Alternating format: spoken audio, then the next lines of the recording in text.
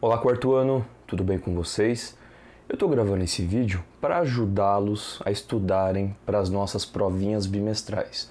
Eu falo provinhas porque a gente vai ter a prova de História e a prova de Geografia.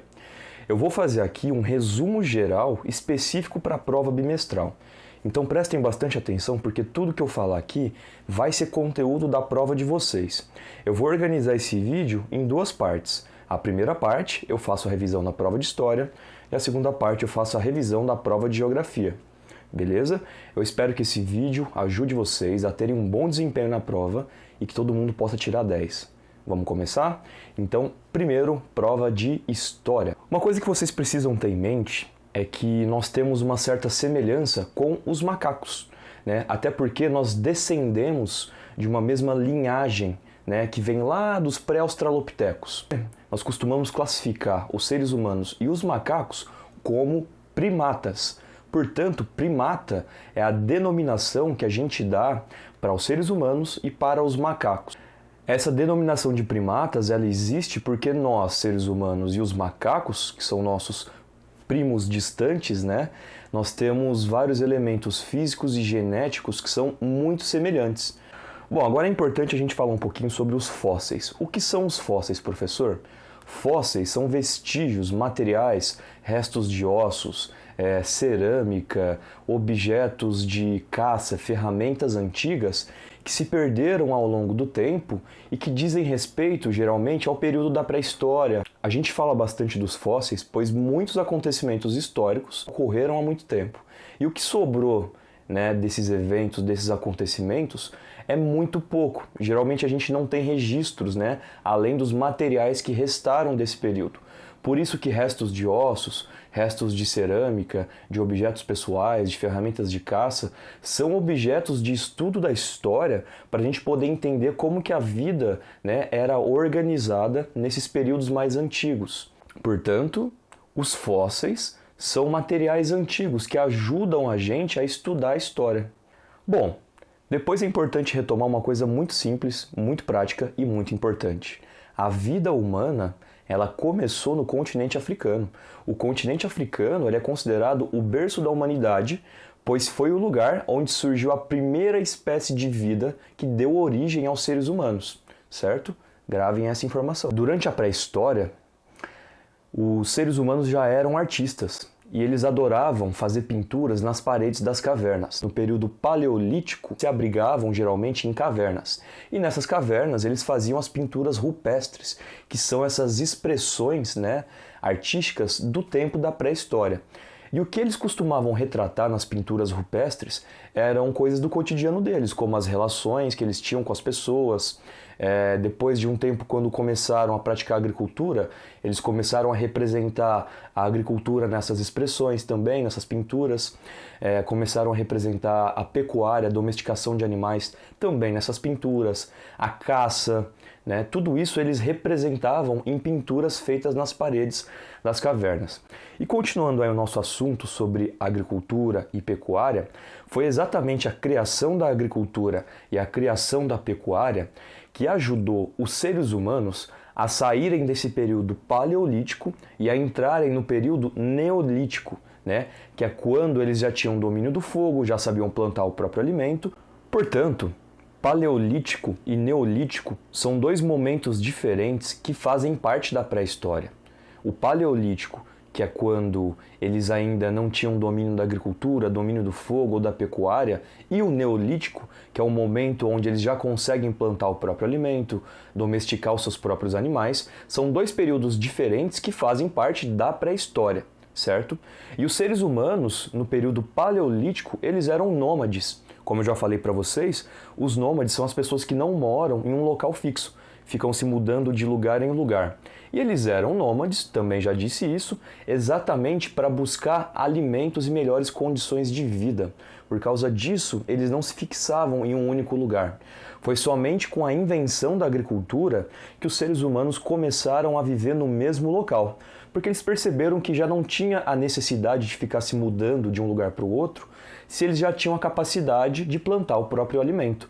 Então eles já tinham controle sobre a sua própria alimentação e graças então à pecuária e principalmente à agricultura que os seres humanos deixaram de ser nômades.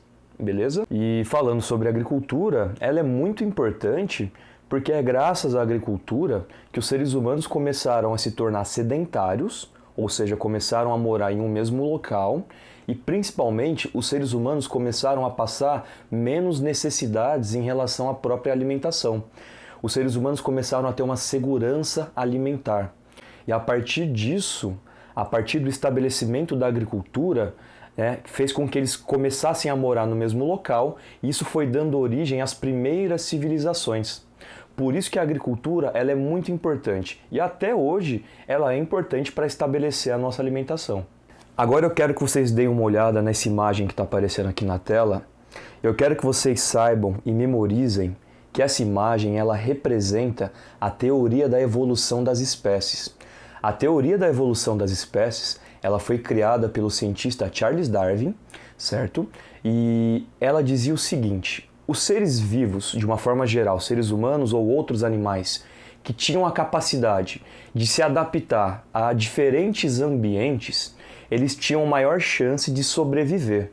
Essa maior chance de sobreviver a gente fala que é a seleção natural, ou seja, os animais que têm capacidade de se adaptar a novos ambientes, eles passam por um processo de seleção natural e permanecem vivos. E eles permanecem vivos com modificações nas suas estruturas corporais. Como assim, professor? O corpo dos seres humanos, por exemplo, ele foi modificando bastante ao longo do tempo a partir do processo de seleção natural. Então o Charles Darwin ele é um cara muito importante para a história, para a biologia também, mas principalmente para a história, porque ele nos mostra que os seres humanos eles não foram sempre desse jeito. Eles lá no começo de tudo, há milhões de anos, eles tinham uma outra aparência física que foi se modificando com o passar dos anos, em um processo muito longo que demorou milhões de anos, até nós chegarmos à nossa atual espécie, que é o Homo sapiens sapiens.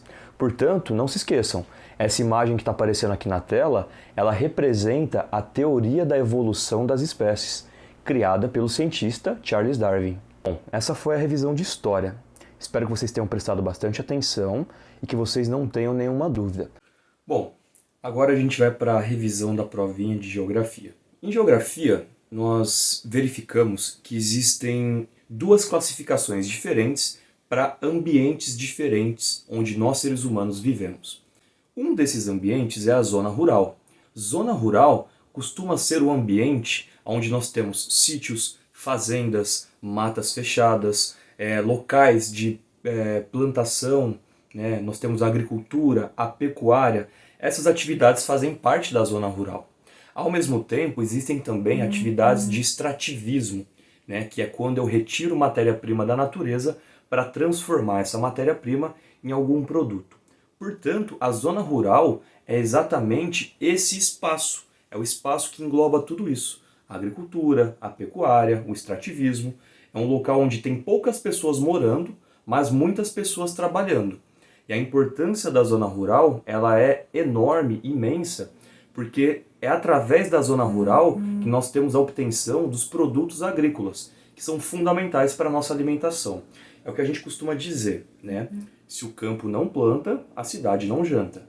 E diferente da zona rural, nós temos a zona urbana. Zona urbana é o local que concentra as cidades. Local onde a gente vai ter prédio, condomínio, muitas casas, favelas, regiões periféricas, muito trânsito. Nós vamos ter também indústrias, muitas fábricas, muitos comércios, certo? Então, geralmente, a cidade ela é concentrada na zona urbana.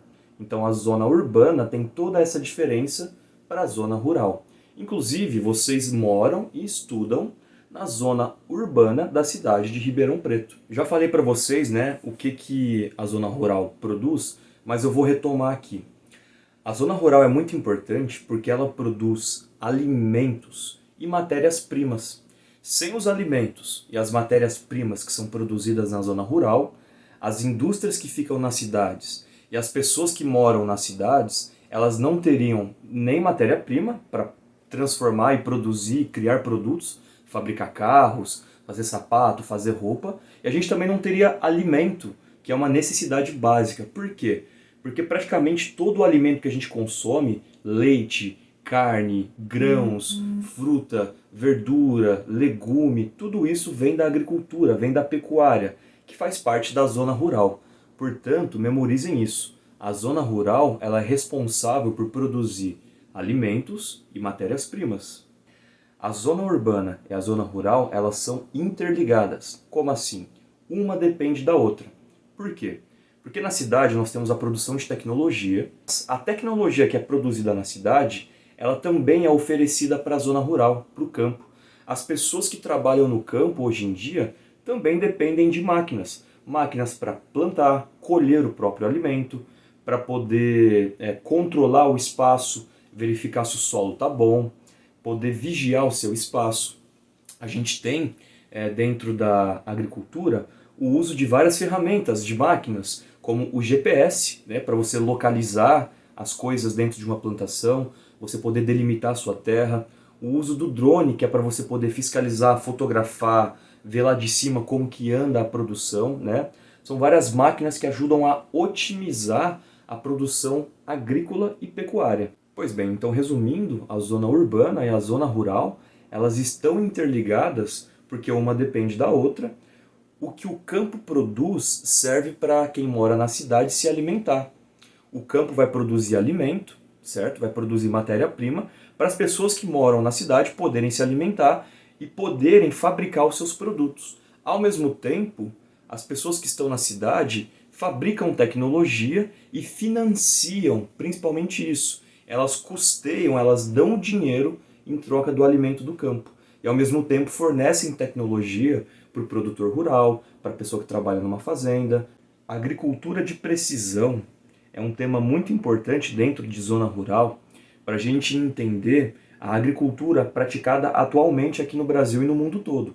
Hoje em dia, nós temos inúmeras e inúmeras tecnologias diferentes que ajudam na produção do nosso alimento. A agricultura de precisão é uma forma de você ter maior controle, você gastar menos dinheiro, né, e menos recursos naturais. Então a agricultura de precisão é o uso da tecnologia no campo de forma para poder otimizar toda a produção que é feita no campo. Bom, tem um assunto muito importante dentro da geografia, que é o crescimento das cidades. Nos últimos anos, todas as cidades do mundo inteiro estão crescendo muito. A população que vive nas cidades está aumentando muito. E isso tem uma consequência no campo. Então, se tem mais pessoas vivendo nas cidades, eu preciso aumentar a produção do campo, eu preciso aumentar a produção de alimentos, a produção agrícola, a produção pecuária, certo? Então, eu preciso aumentar a produção da zona rural para poder dar conta de alimentar toda essa quantidade enorme de pessoas que estão morando nas cidades. Bom, agora queria que vocês dessem uma olhada aqui nessa imagem, né? E pudessem localizar aonde está o Brasil. Vamos lá, quarto ano? Vamos lá, vocês já sabem, né? Localizar o Brasil dentro do continente americano. Para fechar, é importante dizer para vocês que atualmente, maior parte da população brasileira, aproximadamente 85% da população brasileira, vive nas cidades, vive na zona urbana. E somente 15% da população brasileira vive nas zonas rurais, no campo. Ou seja, maior parte da população brasileira mora, vive nas cidades. Beleza? Pessoal, essa foi a nossa revisão. Espero que vocês tenham compreendido melhor o assunto da prova. Qualquer dúvida, podem me procurar, mandar mensagem. Estarei sempre à disposição para ajudar vocês.